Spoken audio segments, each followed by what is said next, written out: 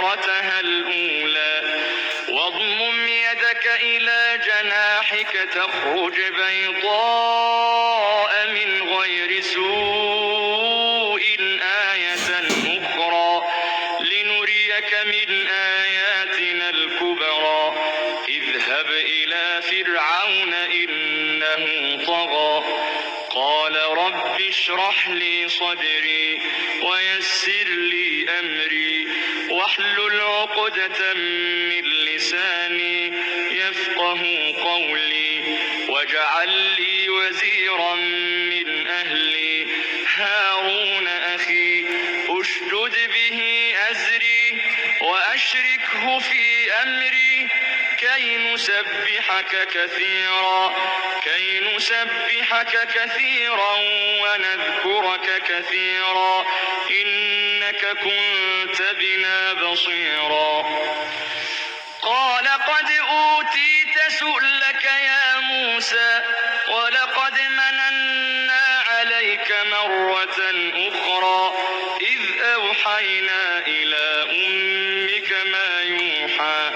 أن اقذفيه في التابوت فاقذفيه في اليم فليلقه اليم بالساحل يأخذه عدو لي وعدو له وألقيت عليك محبة مني ولتصنع على عيني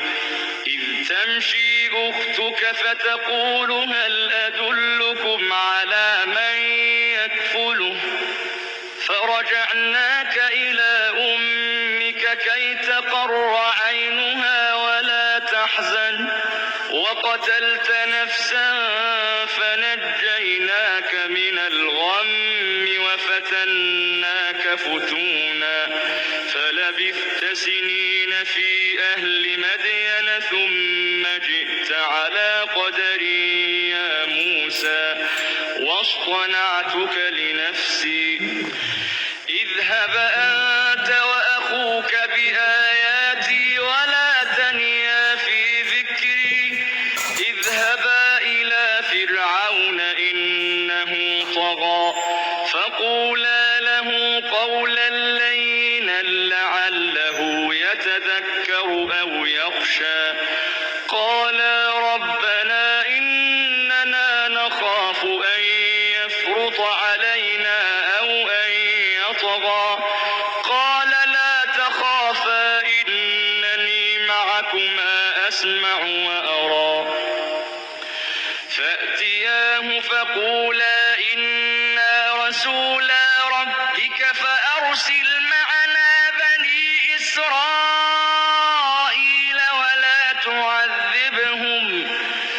قد جئناك بآية من ربك والسلام على من اتبع الهدى